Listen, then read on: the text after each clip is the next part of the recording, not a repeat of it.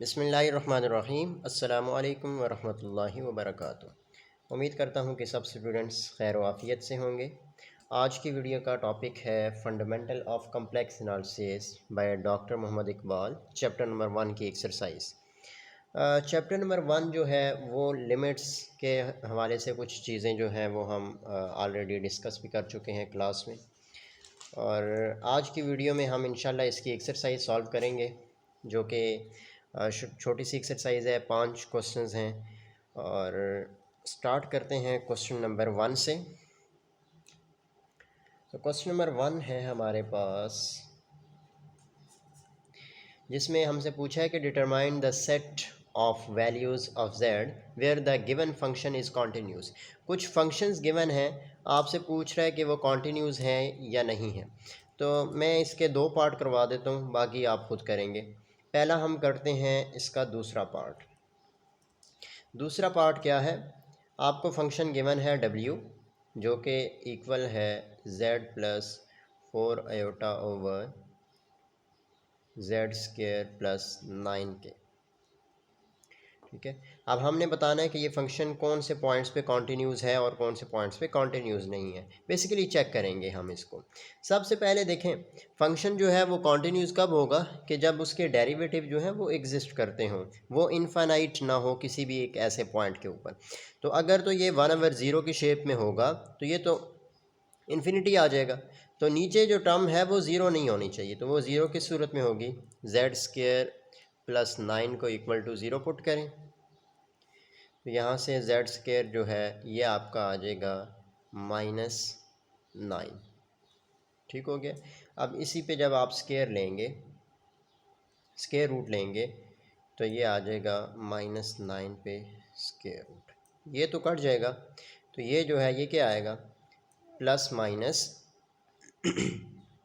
-1 है, तो एक तो आयोटा आएगा, और 3 का स्क्वायर होता है तो 3, तो ये आ जाएगा +-3 आयोटा।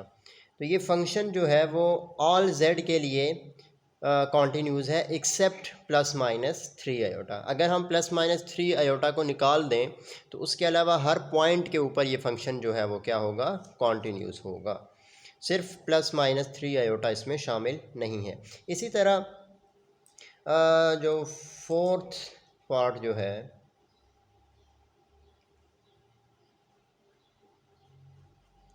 वो भी इसी तरह से आप करेंगे, Z square plus 3 divide Z square plus 1 and Z square plus 16।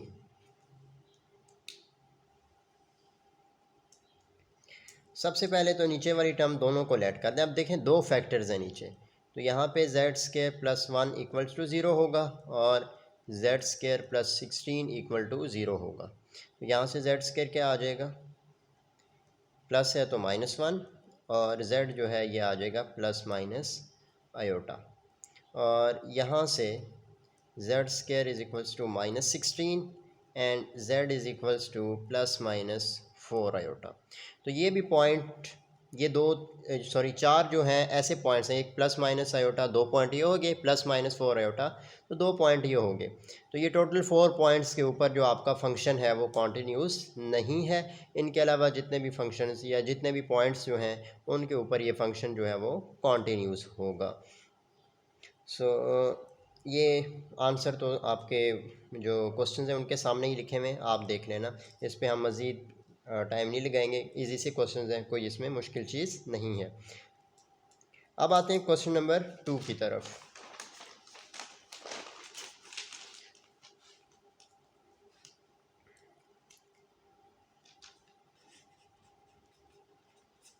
So question number 2 हमारे पास है, ये आप यहाँ से पढ़ लें कि determine the delta depending upon epsilon in conformity with the definition of uniform continuity of f of z।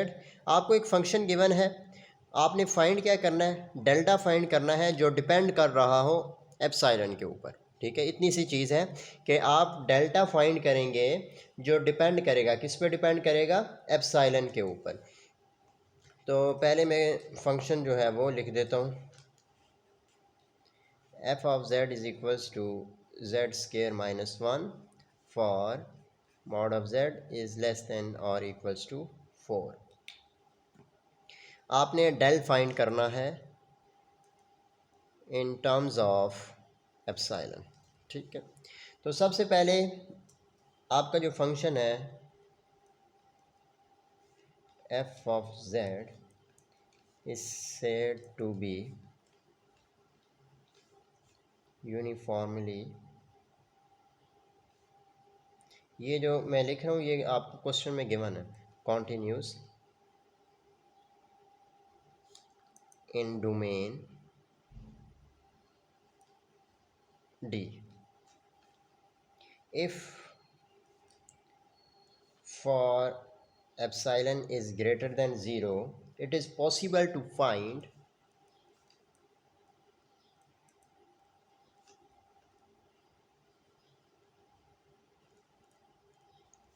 delta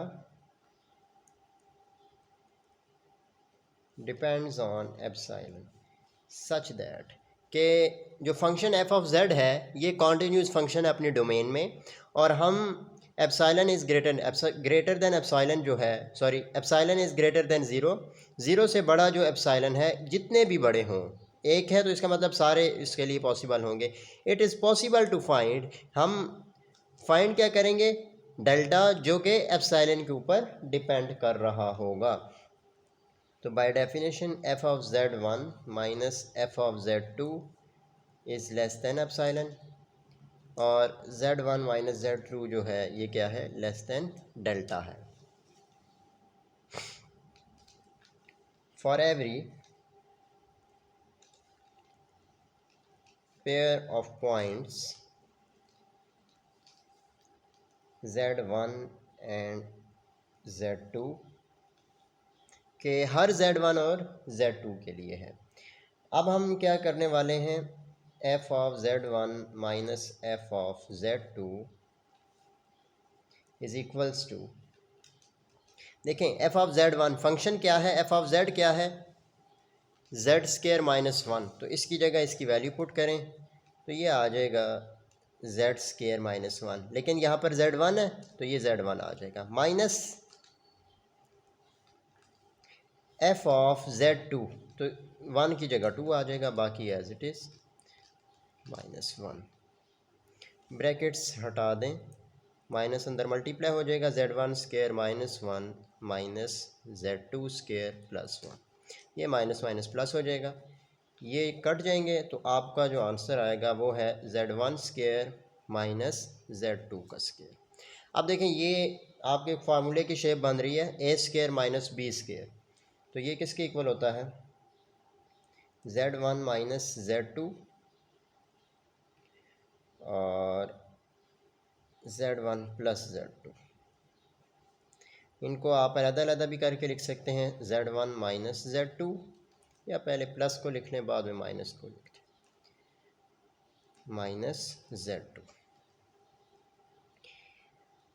अच्छा, अब आपने एक इनइक्वालिटी पढ़ी होगी, मैं यहाँ पे लिख रहा हूँ कि अगर आपके पास होता था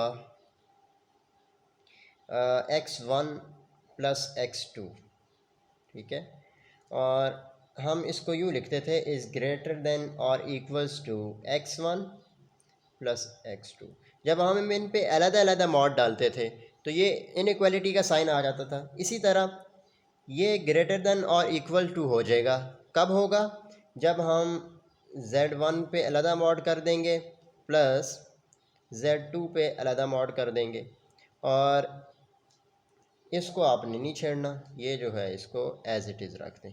ये मैंने एज इट इज़ क्यों रखा, क्योंकि यहाँ पे अगर देखें तो z1 माइनस z2 जो है ये लेस देन डेल्टा है, तो इसकी जगह हम इसको भी पुट कर सकते हैं। अभी हम आगे जो है वो ये स्टेप करेंगे।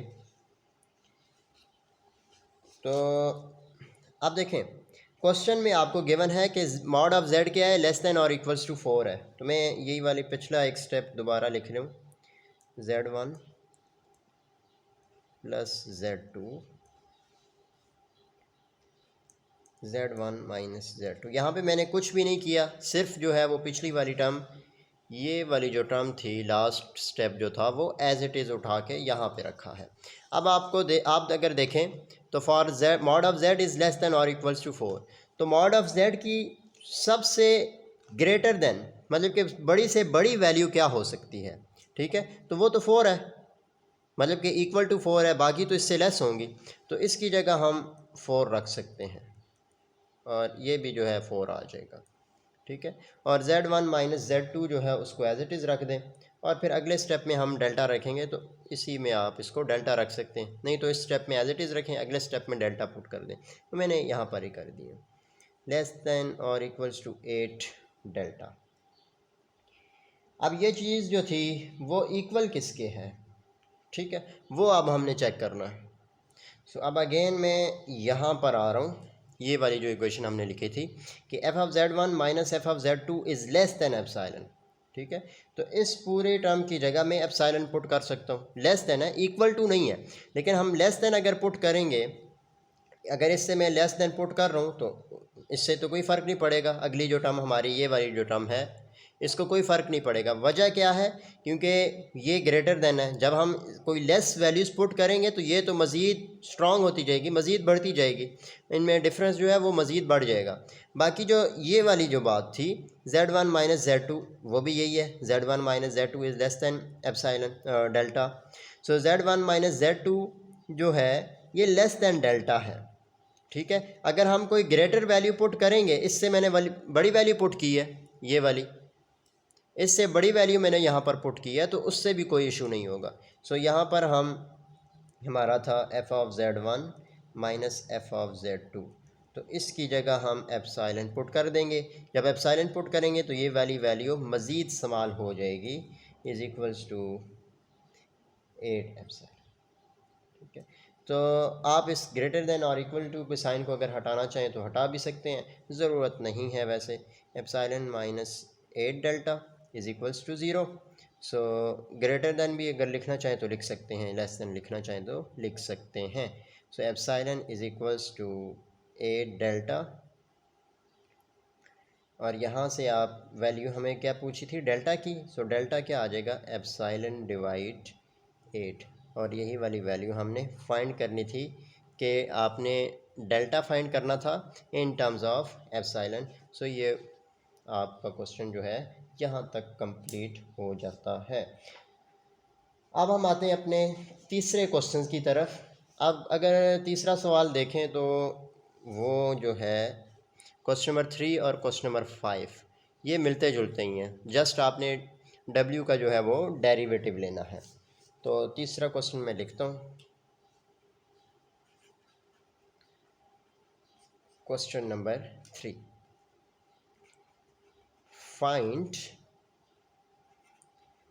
dW by dz where,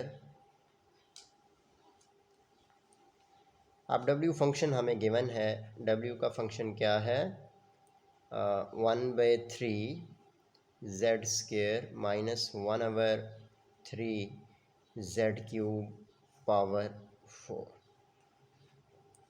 simply आपने इस W का डेरिवेटिव लेना है विद रिस्पेक्ट टू Z, और इसमें ऐसे कोई चीज़ नहीं है जो कि मुश्किल चीज़ हो। डेरिवेटिव जो है वो आप पहले पावर रूल लगाएंगे, फिर जो आगे सारा काम जो है वो आपको पता है। तो सबसे पहले हम लिखते हैं differentiate with respect to Z, तो ये आपके पास आ जाएगा dW by dz is equals to power शुरू में 4 1/3 z square minus 1/3 z cube, power में से एक लेस, तो 4 माइनस 1 करेंगे तो ये जनाब 3 आ जाएगा, और जो अंदर जो टर्म है उसका डेरिवेटिव, सो d/dz, अंदर कौन सी टर्म है, ये वाली, तो इसका डेरिवेटिव आ जाएगा 1/3 z square minus 1/3 z cube power 4। अब आपने इस टर्म को नहीं छेड़ना, ये वाली जो टर्म है ये तो एज इट इज़ आप लिख दें 1/3 z square minus 1/3 z cube power 3, और इसका अब हम लेंगे डेरिवेटिव। तो पहले तो हम लेंगे जेड स्केयर का डेरिवेटिव, क्योंकि 1/3 क्या है यहाँ पर, कांस्टेंट है। तो आपने 3 को 1/3 को तो एज इट इज़ लिखना है। जब आप इसका डेरिवेटिव लेंगे तो डेरिवेटिव किस तरह से लेंगे, जेड स्केयर है तो ये आ जाएगा 2z, और z का डेरिवेटिव साथ 1 आ जाएगा, वो लिखने की ज़रूरत नहीं है। माइनस अगेन 1/3 जो है एज इट इज़ आ जाएगा। अब देखें जेड स्केयर है, आप यहाँ से एक काम ये भी कर सकते हैं 1/3 कॉमन ले लें, वो ज़्यादा बेस्ट तरीका है, आप इसमें कंफ्यूज नहीं होंगे। तो यहाँ पे 1/3 as it is, z cube को ऊपर लेके जाएंगे, ये माइनस शुरू में आएगा तो प्लस हो जाएगा, और -3 की में से एक लेस करेंगे तो ये -4 बन जाएगा। जब इसको नीचे लेके जाएंगे तो फिर अगेन z की पावर 4 आ जाएगी। ये आ गया जनाब, ठीक है। यहाँ तक हमने क्या किया, सिंपली इनके डेरिवेटिव्स ले लिए, कोई इसमें अभी तक हमने कोई मुश्किल चीज़ नहीं की। अब हमने क्या करना है, सो अब सिंपली यहाँ पर आप एलसीएम लेंगे तो आपका जो आंसर है वो आ जाएगा। तो इसको आप यहाँ पर एलसीएम लें तो 3z स्क्वायर है, सॉरी 3z क्यूब है, एलसीएम जो है वो आ जाएगा 3z क्यूब। इसको जब इससे मल्टीप्लाई करेंगे तो 3 कट जाएगा, z की पावर 5, 4 एज इट इज़ इसको लिख दें, माइनस 3z क्यूब इससे मल्टीप्लाई होगा तो ये तो एज इट इज़, और पावर जो है वो 3 आ जाएगी। इसी तरह ये जो है इसका एलसीएम क्या आएगा, 3z की पावर 4, ये जब इससे मल्टीप्लाई होगा तो 3 2 ज़ा 6, z इंटू सॉरी बल्कि एलसीएम ले रहे हैं तो क्रॉस मल्टीप्लाई नहीं करना। 3z की पावर 4 को जब इससे मल्टीप्लाई करेंगे तो 3 कट जाएगा, 2 बचेगा, z की पावर 1 और ये z की पावर 5 आ जाएगी, प्लस 3z की पावर 4 है तो यहाँ पर 1 आएगा। तो इसको अगर आप मज़ीद सिंप्लीफाई करना चाहते हैं तो इस 3 को इस पे अलग कर दें, फिर इन दोनों को आपस में मल्टीप्लाई करें तो आपका आंसर जो है वो आ जाएगा। तो ये था क्वेश्चन नंबर 3। अब हम आते हैं अगले क्वेश्चन की तरफ। ओ सॉरी, ये जो है ये 3 था और हमने इसको 2 लिखा है, तो इसको हम दोबारा करते हैं 3 से ही। ये मेरे से गलती हो गई, क्वेश्चन में मैंने मिस्टेक कर दी। 1/3 z क्यूब था, हमने पिछला जो हमने सॉल्व किया उसमें हमने स्क्वायर कहीं लिख दिया था। सो आपने ये वाला क्वेश्चन करना है, क्वेश्चन नंबर 3 है। सिंपली क्या करना है, डिफ्रेंशिएट करना है with respect to z। Method वही है, बस मैंने इसको क्वेश्चन में ही इसको 2 लिख दिया था, वो इशू कोई नहीं है उसका। सो dw/dz क्या आ जाएगा, पावर शुरू में 4, 1/3 z cube minus 1/3 z cube, power 4 - 1 करेंगे तो 3 आ जाएगी, और अंदर वाली टर्म का डेरिवेटिव, सो d/dz अंदर क्या है, 1/3 z cube minus 1/3 z cube. So ये वाली टर्म जो है उसको एज इट इज़ लिख दें। यहाँ पर अगर हम एलसीएम ले लें तो एलसीएम कैसे लेंगे, एलसीएम हमारा आएगा 3z क्यूब, ये जब इससे मल्टीप्लाई होगा तो 3 कट जाएगा, तो z की पावर ऊपर जो है वो 6 बन जाएगी, माइनस ये 1 आएगा, 3z क्यूब कैंसिल हो जाएगा, होल पावर है हमारे पास 3। इसका डेरिवेटिव लें, उससे पहले मैं 1/3 को कॉमन ले लेता हूँ। तो मैंने 1/3 को क्या कर दिया, कॉमन ले लिया, तो यहाँ पर क्या बचा, z क्यूब, इसका डेरिवेटिव क्या होता है 3z स्क्वेयर, माइनस ये z क्यूब ऊपर चला जाएगा तो z की पावर -3 है, ठीक है। अब इसका डेरिवेटिव हमने लेना है, तो माइनस शुरू में आएगा तो ये हो जाएगा +3, और z की पावर -4 बन जाएगी, -3 -1, तो इसको आप 4 को नीचे लेके जाएंगे तो ये z की पावर 4 जो है वो प्लस हो जाएगी।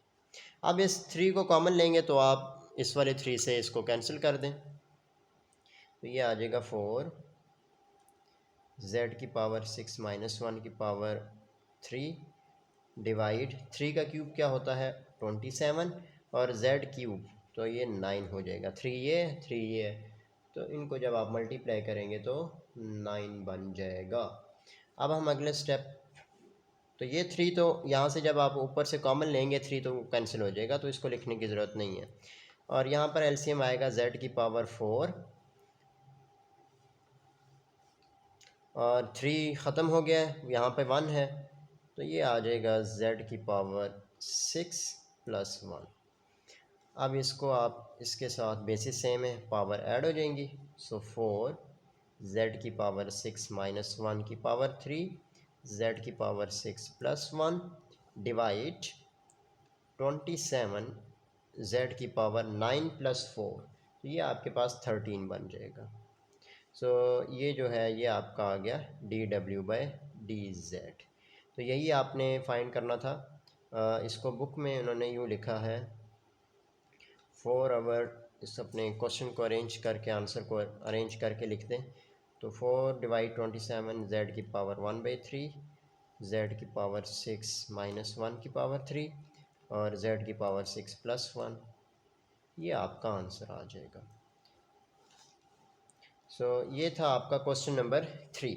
अब क्वेश्चन नंबर 4 थोड़ा डिफरेंट है, क्वेश्चन नंबर 5 जो है वो सेम है। तो पहले हम क्वेश्चन नंबर 5 करेंगे, उसके बाद हम क्वेश्चन नंबर 4 करेंगे। सो क्वेश्चन नंबर 5 देखें, इसमें w गिवन है 1 ओवर z की पावर 4 प्लस 2, इसका स्क्वायर है, और फाइंड क्या करना है, dw/dz, ये हम फाइंड करेंगे। सो आते हैं अपने सॉल्यूशन की तरफ। तो सबसे पहले तो डिफरेंशिएट कर लें w with respect to z। तो जी जनाब ये आ जाएगा dw/dz इज़ इक्वल्स टू, इसको जब आप ऊपर लेके जाएंगे तो d/dz, w की वैल्यू क्या है, z की पावर 4 प्लस 2 की पावर -2, तो -2 आ गया शुरू में, z की पावर 4 प्लस 2, पावर में से एक लेस, -2 -1 हो जाएगा, और अंदर जो टर्म है उसका हम क्या करते हैं, डेरिवेटिव लेते हैं, तो z की पावर 4 प्लस 2 का साथ डेरिवेटिव आ जाएगा। तो ये जनाब -2, इसको जब नीचे लेके जाएंगे तो z की पावर 4 प्लस 2 की पावर -3 बनेगा, तो नीचे आके +3 हो जाएगा। अब आपने इसका डेरिवेटिव लेना है, तो z की पावर 4 का डेरिवेटिव आता है 4z³, 2 कांस्टेंट है तो 0 हो जाएगा, इसको फिर लिखने की ज़रूरत नहीं है, मल्टीप्लाई करा दें, तो ये बनेगा -8 z³ डिवाइड z की पावर 4 प्लस 2 की पावर 3, यही हमने फाइंड करना था। तो ये था आपका क्वेश्चन नंबर 5। अब हमारा लास्ट क्वेश्चन, क्वेश्चन नंबर 4 रह गया है, उसको हमने सॉल्व करना है। और क्वेश्चन नंबर 4 हमारे पास, prove that the function w1 is equals to real of z, w2 is equals to imaginary of z, w3 is equals to mod of z, and w4 is equals to argument of z. Do not have a derivative at z is equals to z0। हमसे कह रहे हैं कि इसके derivative exist नहीं करते, कहाँ पर, अगर z जो है वो z0 के इक्वल हो जाए। तो ये हम क्वेश्चन स्टार्ट करते हैं। इजी सा क्वेश्चन है, कोई इसमें मुश्किल चीज़ नहीं है, सिर्फ वैल्यूज़ जो हैं वो आपको पता होनी चाहिए कि w जो है वो किसके इक्वल होता है, और इमेजिनरी पार्ट कैसे फाइंड होता है, रियल पार्ट कैसे फाइंड होता है, तो इसमें कोई मुश्किल चीज़ नहीं है। पहला पार्ट हम करेंगे इसका, क्वेश्चन नंबर 4 का फर्स्ट पार्ट जनाब है कि w1 जो है ये इक्वल है रियल ऑफ z के। अब आप देखें तो हमने फाइंड किया था पीछे जब हम कुछ क्वेश्चंस कर रहे थे, उसमें z प्लस जेड बार हमने फाइंड किया है, तो z प्लस जेड बार जब करेंगे तो ये आएगा x plus iota y plus x minus iota y, ये आ गया z और ये z बार, इनको ऐड कर दिया तो ये कैंसिल होंगे, तो क्या आ गया 2x, ठीक है। अब आप इसको यूँ लिख सकते हैं कि z plus z bar is equals to 2x, और यहाँ से मैं x फाइंड करूँ तो ये आ जाएगा 1/2 z plus z bar is equals to x। 2 multiply हो रहा है, इधर आके डिवाइड हो गया। सो यही चीज़ आप लेट करेंगे, let x is equals to 1/2 z plus z bar. ये जो है ये रियल पार्ट आ गया w फंक्शन का। अब आपने इसी को एक फंक्शन बना के let f of z is equals to 1/2 z plus z bar, ये मैंने एक फंक्शन बना दिया। ठीक हो गया। तो f dash of z not, by definition इसका डेरिवेटिव कैसे फाइंड करते हैं हम, लिमिट, अब क्योंकि एट z नॉट है, हमने क्वेश्चन में क्या कहा था कि z is equals to z not हो तो डेरिवेटिव एग्जिस्ट नहीं करते, यही प्रूव करना था। तो z approaches to z not, f of z minus f of z not divide z minus z not. ठीक हो गया।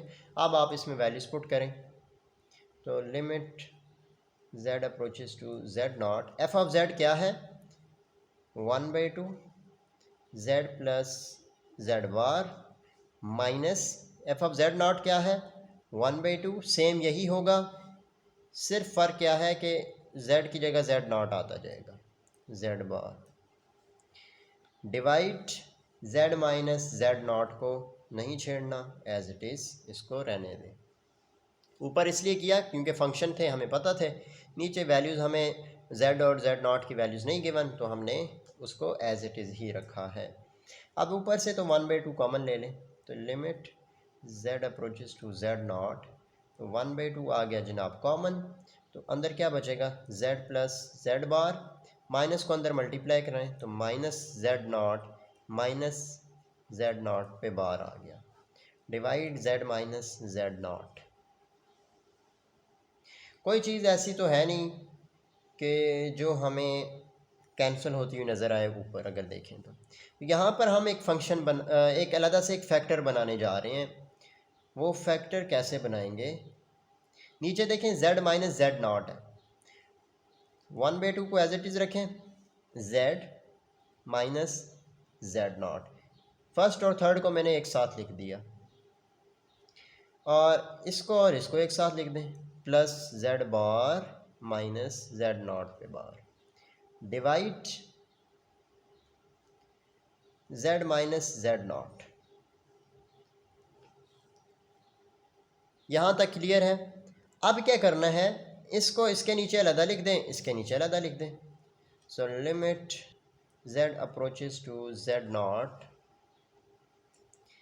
1/2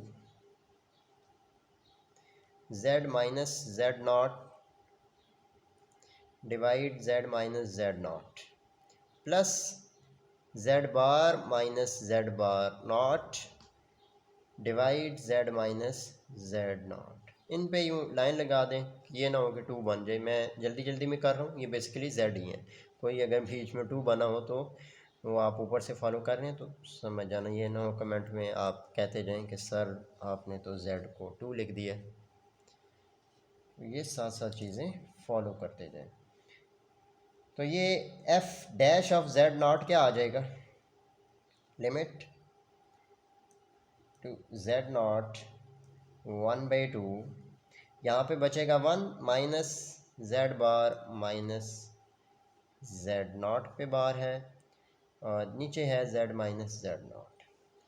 अब देखें, मैं अगर z की जगह z नॉट पुट करूँ, इसकी जगह अगर हम पुट करेंगे तो ये तो 1/0 बन जाएगा। तो ये जब 1/0 बनेगा तो ये होता है इन्फिनिटी के इक्वल, जब इस पे इन्फिनिटी आएगा 1 minus infinity is equals to infinity, तो यहाँ पर क्या होगा, लिमिट नॉट एग्जिस्ट।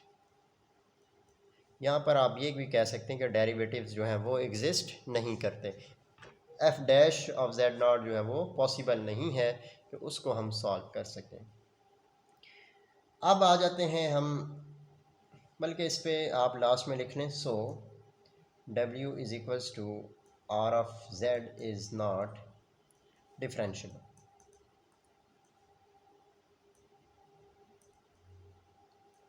ये लाइन लिखने के बाद फिर आपने ये वाली लाइन भी लिखनी है। इसी तरह सेकंड वाला पार्ट है, तो सेम सेकंड वाला पार्ट भी है जिसमें इमेजिनरी वाला फंक्शन है, तो मैं वो भी हिंट दे देता हूँ। W2 is equals to 1/2i z minus z bar.